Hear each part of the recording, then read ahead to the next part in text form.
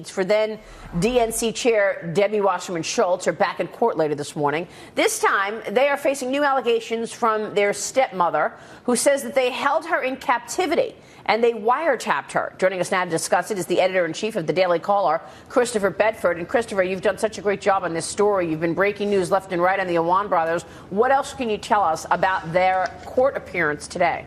They're appearing in civil court today, as you mentioned, at 10 in the morning. It's a case that's one of the many sordid cases that have been kind of involved in here, where they're in trouble with their stepmother, who accused her of kidnapping her, of wiretapping. They have lawsuits out with many members of their family, people, women who have been involved with Imran's life, his wife, his girlfriend, have all accused him of different kinds of sordid activity, some of which has involved police activity.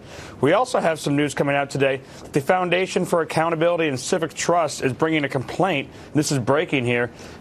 Bringing an ethics complaint against Representative Emanuel Cleaver, potentially for paying people who weren't members of his staff and giving Imran as well access to his IT networks without paying him. And these things could be pretty serious for Representative Cleaver. Now, not only did Imran Awan help secure jobs for his family, but his best friend, Rao Abbas, also landed on the Democratic payroll as an IT administrator, and they were being paid much more than anybody else.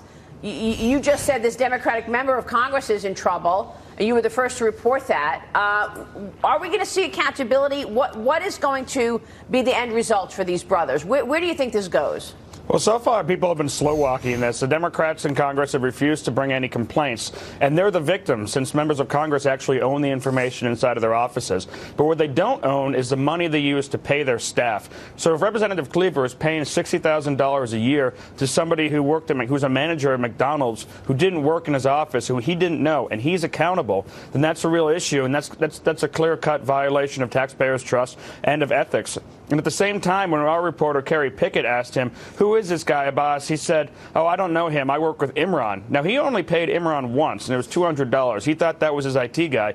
Many other members of Congress are paying Imran the maximum amount allowed, but Representative Cleaver wasn't, and he was giving Imran access to his network. You're not allowed to give somebody access to the House IT network and give him administrative duty unless you pay for him. That's also an ethical complaint. So if this goes onward, then it will be referred to the Ethics Committee, and they're going to have to investigate whether or not he broke House law. And I think it's slowly starting to roll. You've been covering this now for years with us, but slowly people are starting to pick up, and there's just too much there to ignore it. You're right.